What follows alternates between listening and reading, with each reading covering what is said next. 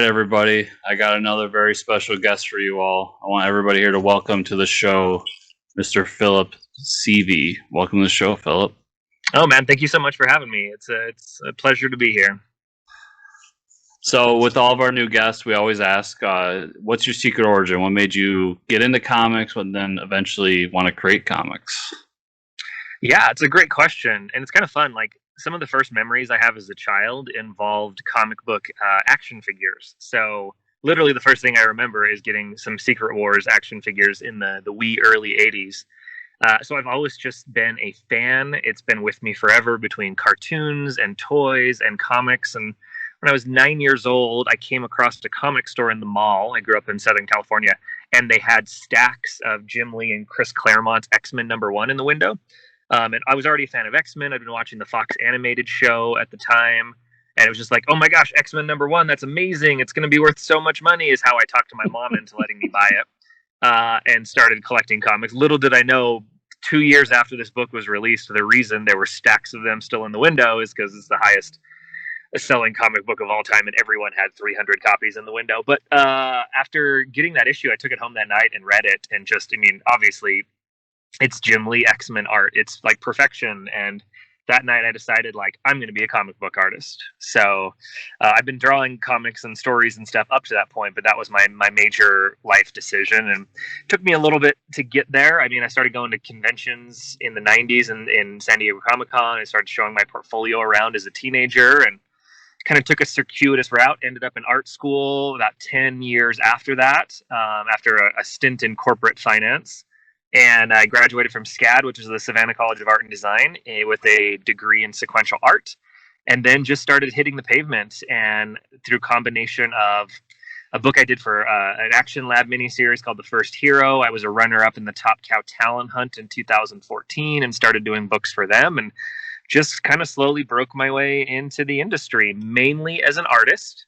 That's where, I mean, I did about 12, no, how many issues? 16 issues stint on Tomb Raider with Dark Horse, and did a bunch of books with Top Cow, kind of back and forth between Tomb Raider gigs, and then started to kind of shift into writing and drawing.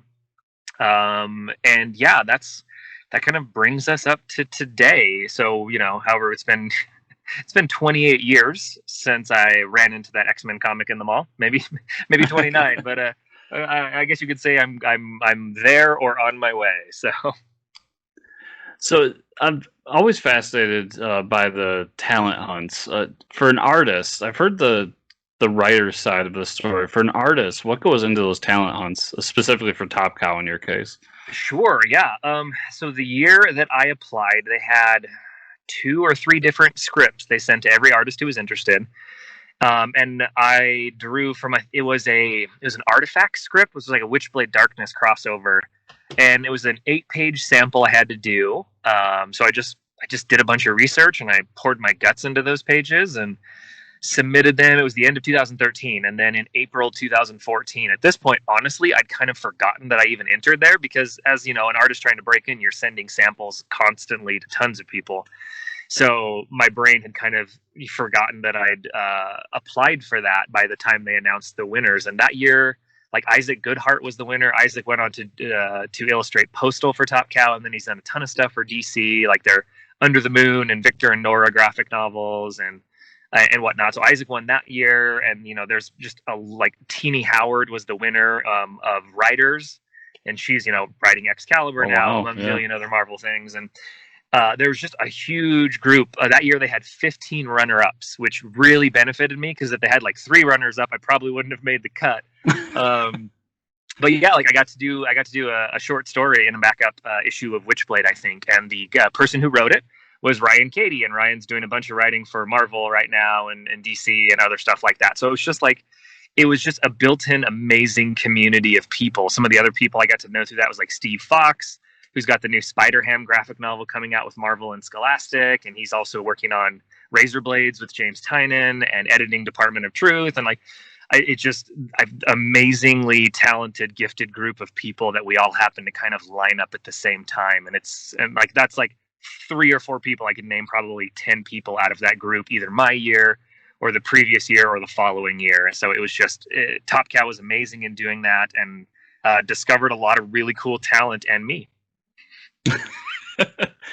That is a great group of people, especially Teeny Howard. I love Teeny's work. So, so you get the little backup story. Mm-hmm. You start jumping into like Athena and Poseidon and stuff like that for Top Cow. Yep. I won't dwell too much into those, but I will because I'm interested in this. Sure. At what point do you jump into the Tomb Raider series, and like, how did you get that gig? Yeah, that's a really great question. So, the editor on Tomb Raider at the time is a great guy by the name of Patrick Thorpe, works for Dark Horse still. I had met Patrick a couple years earlier.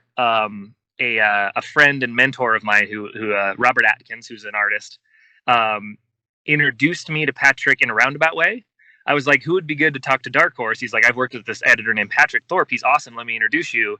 We were at C2E2 and Patrick wasn't there, but I just kept it in the back of my head. So when I was at San Diego Comic-Con a couple months later, I found Patrick there and I was like, hey, Robert said I should talk to you and show me his stuff. I know you're super busy. Can I, email you something sometime?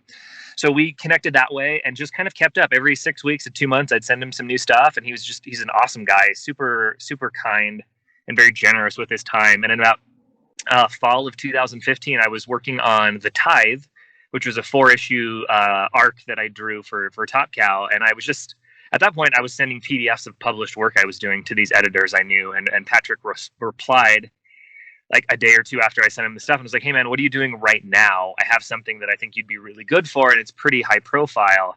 So I called him up, and he's like, we're launching a new Tomb Raider book, and Mariko Tamaki's writing it. And Mariko had just won the Eisner for this one summer with First Second. And it was just as she was starting to move into like mainstream stuff. This was pre like X-23 and some of the Marvel She-Hulk stuff she did. And I was like, oh my gosh, like growing up a huge Top Cow fan and then getting to work for Top Cow and then, getting a chance to draw Tomb Raider, which is, it started at Top Cow, is now at Dark Horse. I jumped to that opportunity, and there was 2 or 3 months where I was drawing an issue of Tomb Raider and an issue of The Tithe at the same time. And I don't recommend that, but when opportunities come, you sometimes jump at them and then, just pay the physical price later for not sleeping for months. But yeah. And then so Mariko, I was supposed to be on for 6 issues. And we just she's an amazing collaborator and a great writer, and we got along well. And they asked me to stay on for 12 issues, and then at one point they were going to do 24 issues straight, and they were like, "You just want to draw all of them?" Because I kept the book on schedule. And there were some things that kind of changed with the schedule. The series actually stopped after issue 12.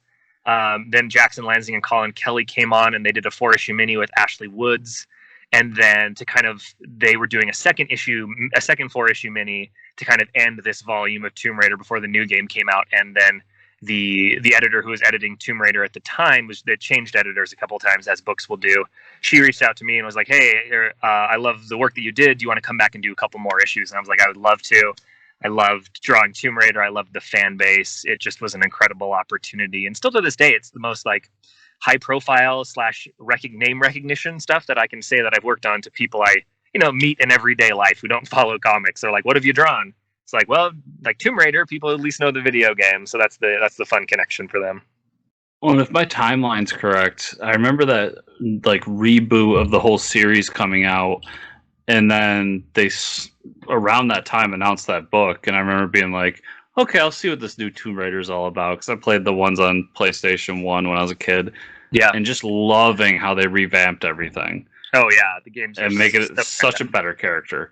Yeah, for sure. And that was kind of the universe our series was set in between, like the new video game and then the sequel and stuff like that. So that's awesome. So after that, do you jump right into more of your creator-owned stuff after that, or do you kind of do something else in between? And no, it kind of bounces around a little bit. So I finished the first volume of Tomb Raider, which is the first 12 issues. And then for the next year, I did some creator-owned stuff. So I did a book called Paradox, which I wrote, penciled, inked, colored, and lettered. I did everything. And it's like a landscape format one-shot, time travel, all sorts of fun stuff. Anyone who knows me knows I'm just a nerd for time travel stories. And it was more so just an experiment and to do something different after having done Tomb Raider for so many months straight without a break. And then I ended up kickstarting it and published it. And then SourcePoint Press ended up publishing it last year, kind of wide. And then after that was done, we started releasing a book called The House. And The House is a World War II haunted house story that Drew Zucker illustrated, and Drew is the co-creator and artist of Kanto at IDW right now. Drew and I met in Oh, 2010, and he was like, "Hey man, I got an idea for this like Battle of the Bulge meets the Amityville horror book. Like, do you know how to write?" He's like, "I'm an artist. I'm not a writer." And I was like, "I love to write, and that sounds amazing." So we worked for 7 years on the house, kind of in our own time. And then in 2017, we started releasing it digitally via Comixology. It was 7 issues.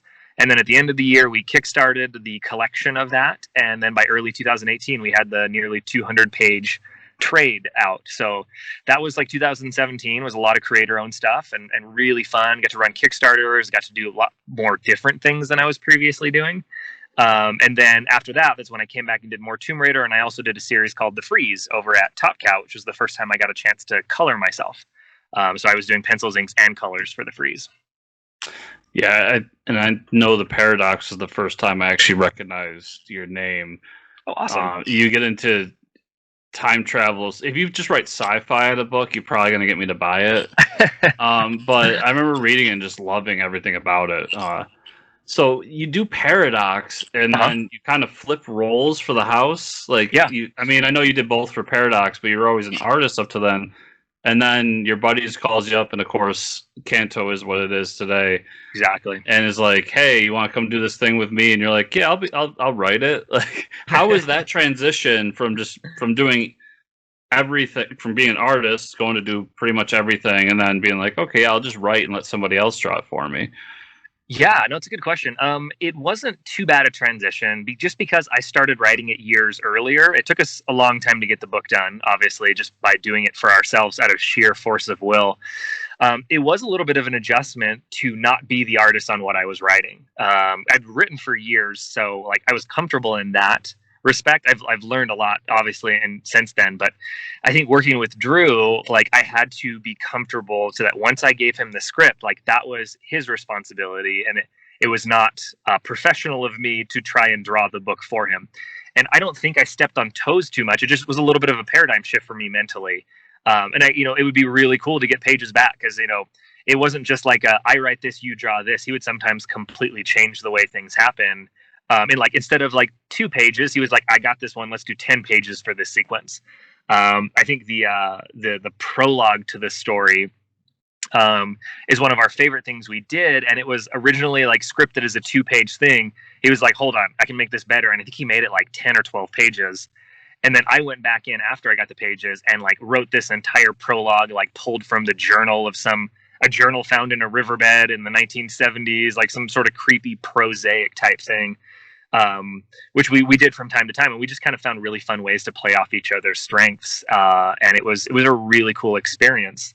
And it was a little bit of a change, but I really enjoyed flexing different muscles, and it also helped me see and understand things better from other roles within a creative space. Yeah, I like hearing that. You let the artist kind of mold the story with you, as opposed to just like, "Here it is," and then walking away.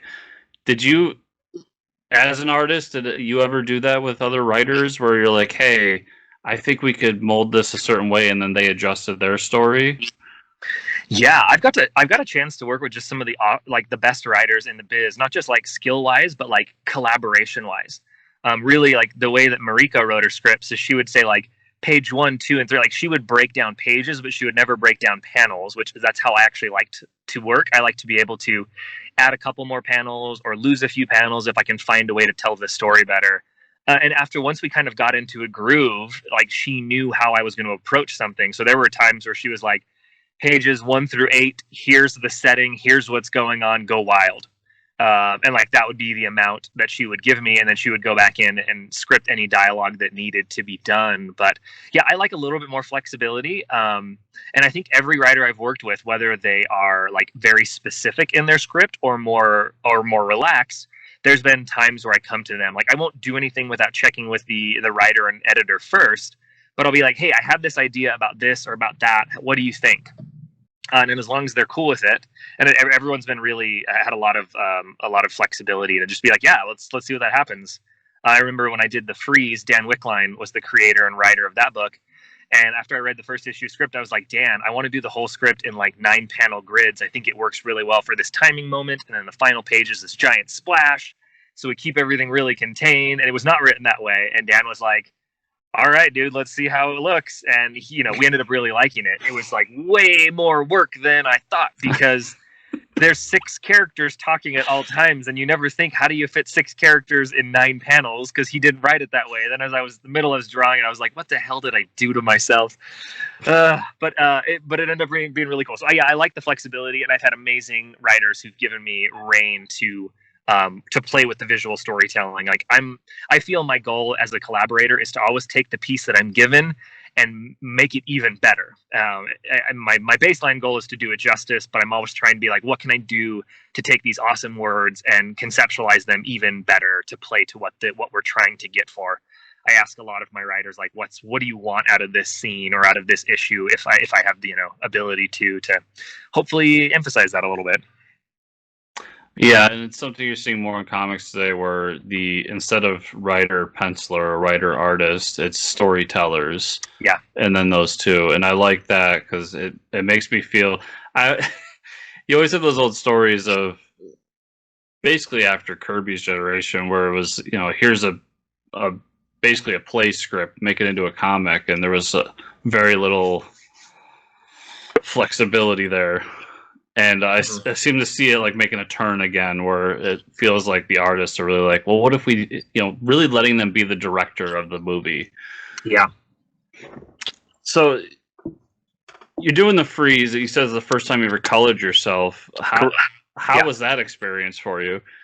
I mean, it was terrifying. I colored myself on Paradox, but Paradox's colors are very stylized and not what you would see in kind of like a regular book. So when I got to the freeze, the editor at Top Cow reached out to me, and Elena was like, "We have this book. Are you interested?" I was like, "Oh my gosh, it sounds really cool. That's awesome." I was like, "Can I color myself?" And I love Top Cow. Will always love Top Cow because they're like, "Sure, give it a shot." Like since the beginning of my career, they've always given me shots to try and do stuff. I appreciate and honor the trust that they put in their collaborators. So yeah, it was tricky. I think. It took me I wouldn't say on the shelves, but from my end, there was a lot of experimenting to find like, what's my best approach to do this? It's not exactly traditionally color. The color choices are hued and tinted and a little weird, but I was going from a place trying to like, how do I communicate emotion and mood through colors? And I developed a process for that I haven't used any other time, but at the same time, I felt like it worked well with what we were doing. So it was scary and like tricky, but at the same time, I had a blast doing it. It was very fulfilling, and to the point where I've colored myself more since then. So yeah, those are the unsung heroes of comics too. Like, oh yeah, I really started to look deeper into the coloring of the books I read, because so much can change from book to book and artist to artist just based on the colorist. Yes, very and true. I loved in Paradox. You said you used kind of a weird color palette, but I think that's one of the things that drew me in, is I saw just on the cover a lot of blues and purples and just stuff that popped out to me. And I just, you get so much. I mean, I'm not going to trash on mainstream comics, 'cause I love mainstream comics, but you do get a lot of dark colors in mainstream comics, and when something actually pops out and has that look, and I think it's why I'm so attracted to Mike Allred's art as well. Like, it just pops off to me. Yeah, it just really drags people in. So that's a good thing to let budding artists know. Good. No, I'm glad it worked and attracted the eye. It was a style that for years I'd wanted to attempt something like that. I looked at Jonathan Hickman and Ryan Bondheim did a book called Red Mass from Mars for Image years ago. And it doesn't look like Paradox, but at the same time, the things they were doing there is similar approach stuff I was trying to emulate in what I was doing, because it was so different and it was so cool. And I just, you got to do something a little bit different sometime to be noticed, especially coming, a book like that, which was like a web comic on Tumblr is what it was before I printed it up. So what can you do to kind of draw some attention to it? So the big thing we got right now, coming, just announced actually as of this recording, is the house. So you say you're working on this for what, 7 years, you said?